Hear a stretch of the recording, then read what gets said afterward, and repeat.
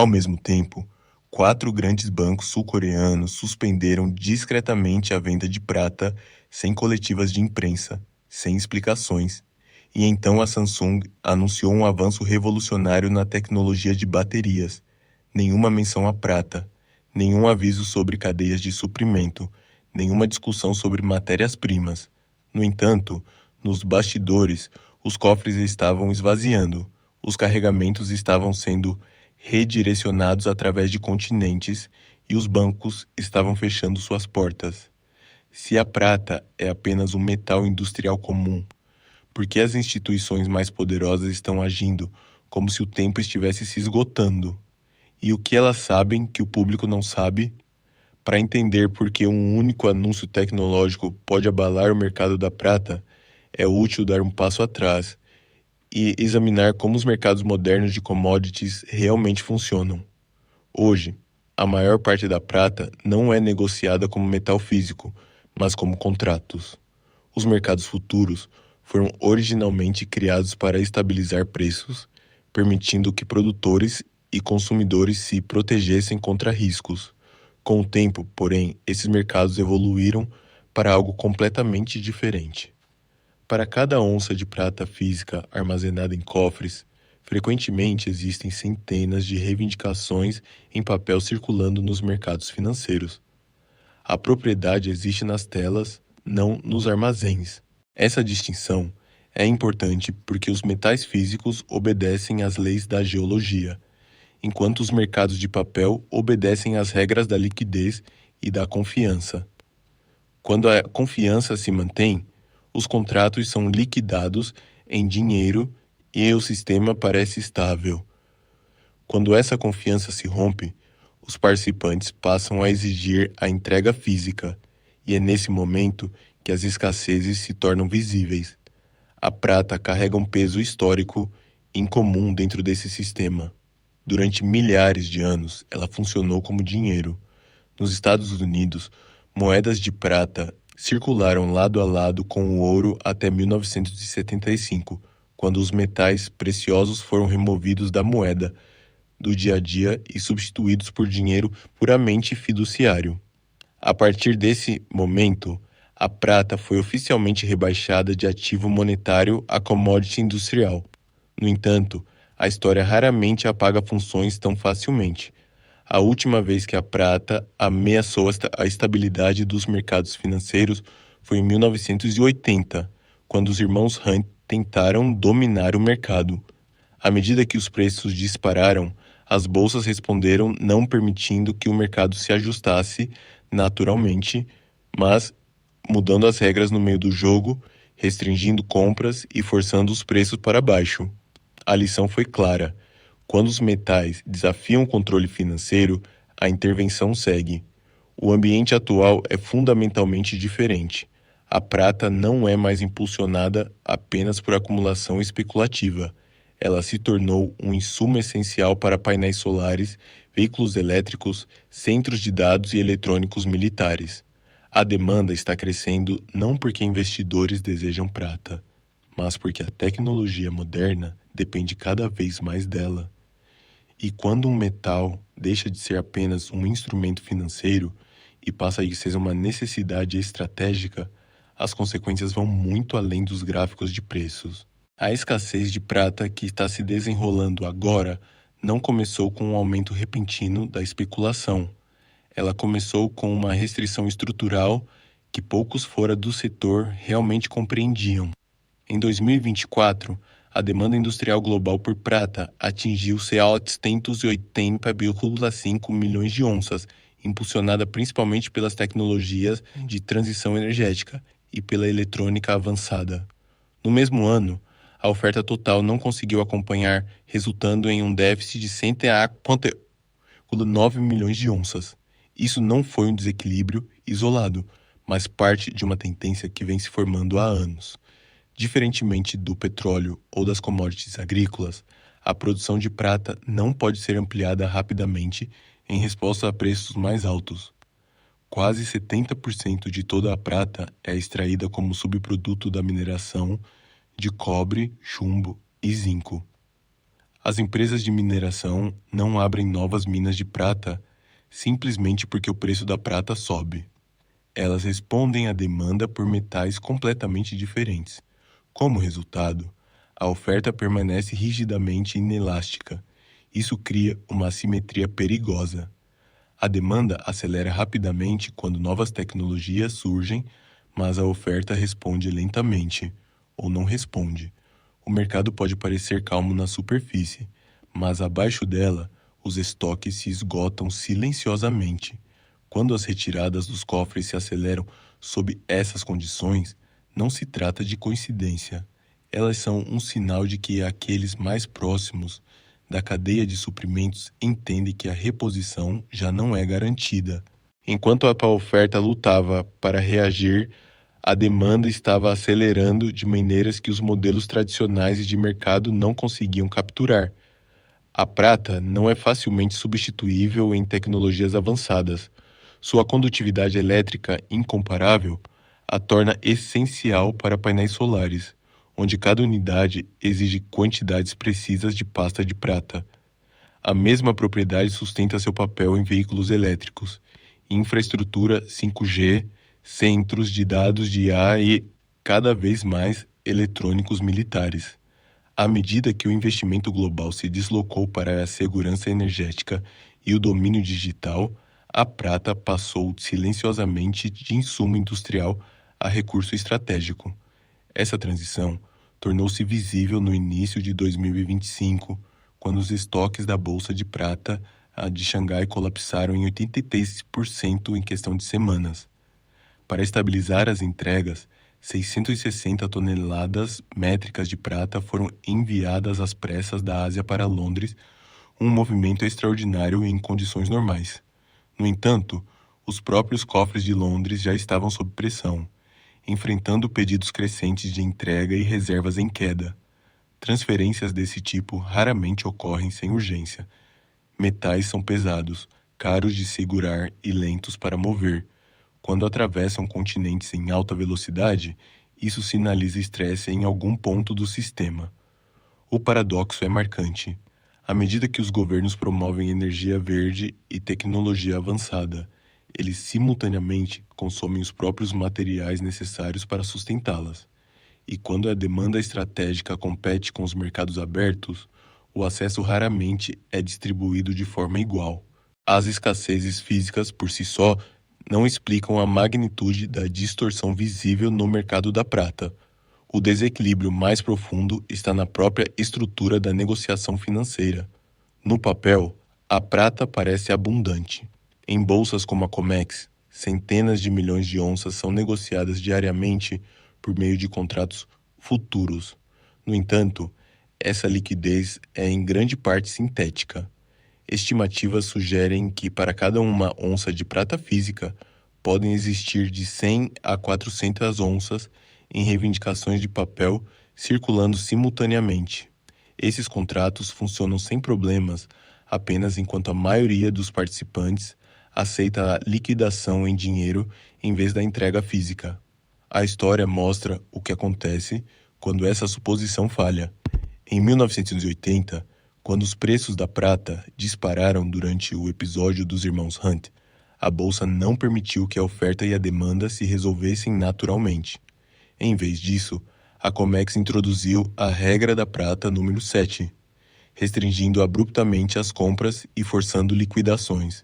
Os preços colapsaram e o sistema foi preservado, não pelas forças do mercado, mas por mudanças nas regras. A estrutura atual é ainda mais frágil. Grandes instituições financeiras mantêm posições vendidas significativas, confiando na crença de que as demandas por entrega permanecerão limitadas. Mas quando os estoques encolhem e a confiança enfraquece, promessas em papel começam a parecer menos seguras. Nesse ponto, o mercado da prata deixa de ser um mercado e se torna um mecanismo de controle. Um mecanismo que funciona apenas até que participantes demais façam a mesma pergunta ao mesmo tempo. Onde está o metal? À medida que as pressões financeiras aumentam, os governos raramente esperam que os mercados se ajustem sozinhos. Eles agem silenciosamente, muitas vezes por trás de véus legais e regulatórios, para garantir o que consideram estratégico. A China oferece o exemplo mais claro. Nos últimos anos, as autoridades restringiram o acesso público aos metais preciosos, enquanto, ao mesmo tempo, reclassificaram a prata como um ativo de reserva estratégica.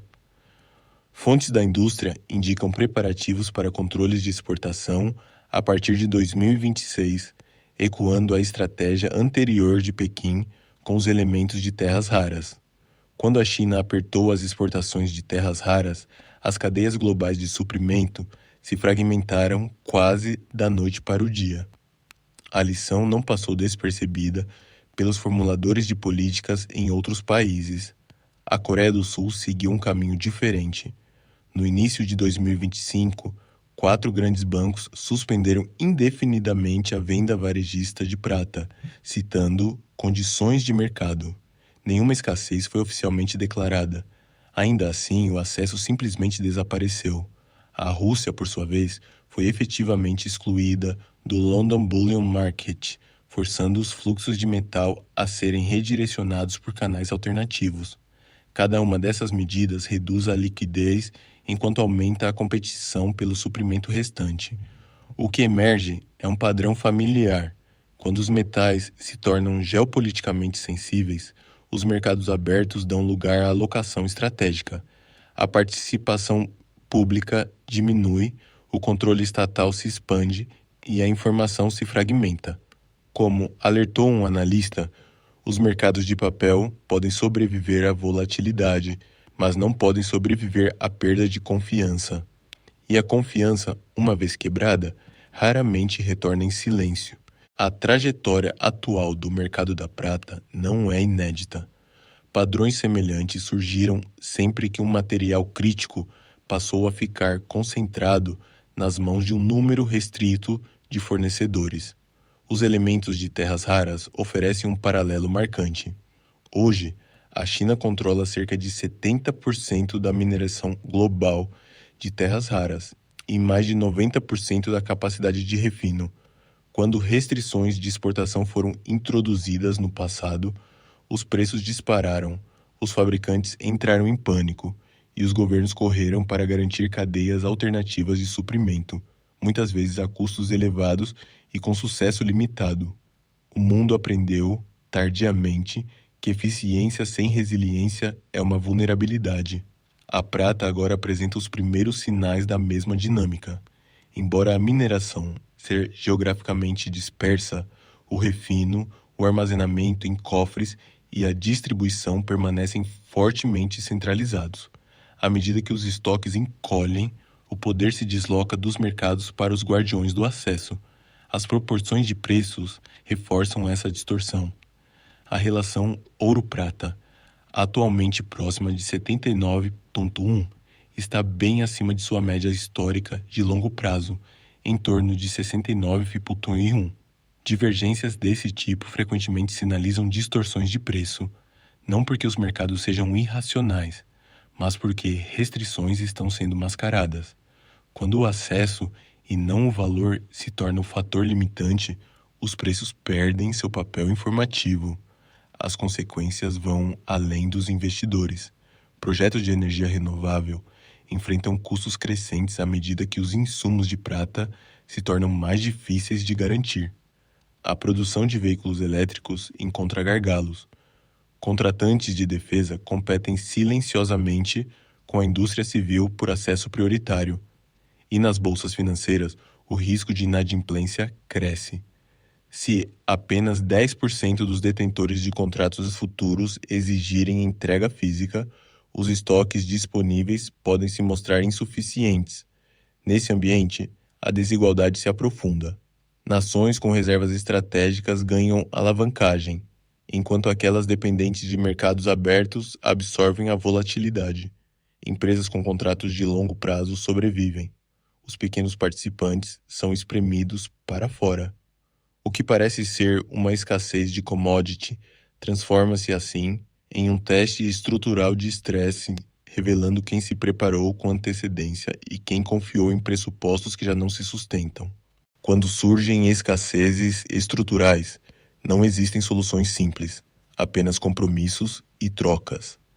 A questão não é se o mercado da prata vai se ajustar, mas quem irá arcar com o custo desse ajuste. Para os governos, a prioridade é transparência e resiliência. As reservas estratégicas precisam ser divulgadas com maior clareza, não para tranquilizar os mercados, mas para evitar pânico alimentado pela incerteza.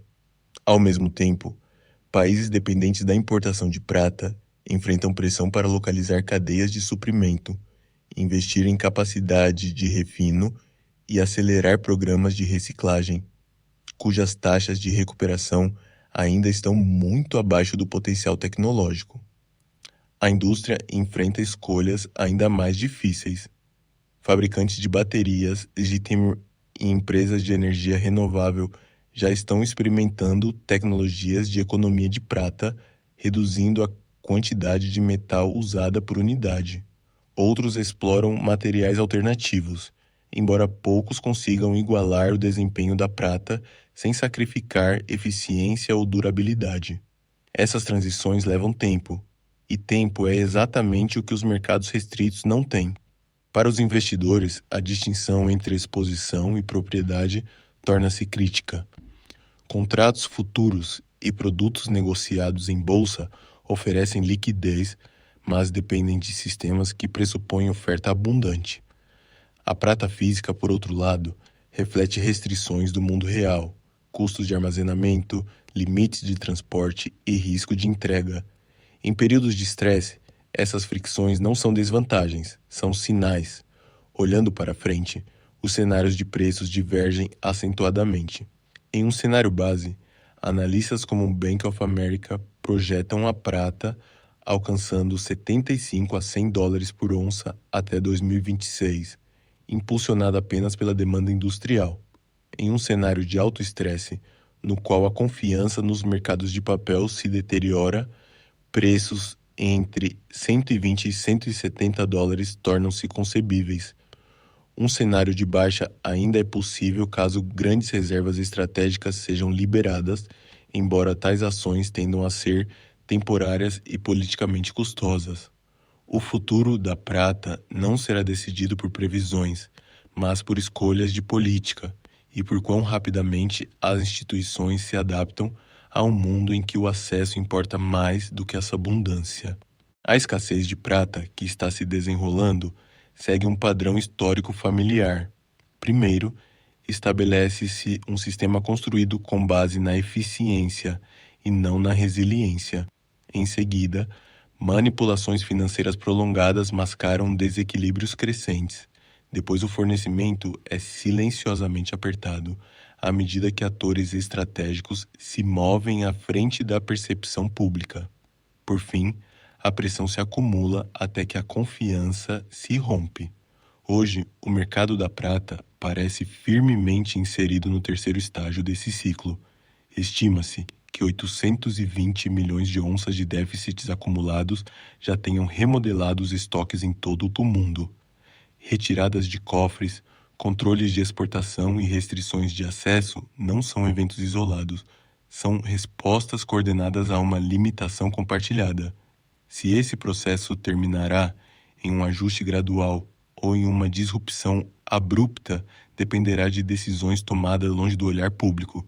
Para o público, a questão não é se a prata importa, mas como a exposição está estruturada. Posse física, reivindicações em papel ou nenhuma posição, cada opção carrega riscos diferentes em um ambiente onde as regras podem mudar da noite para o dia. Se você quiser acompanhar como esse sistema evolui, considere se inscrever no canal. A próxima fase dessa história já está tomando forma, e compreendê-la cedo pode ser muito mais valioso do que reagir tarde.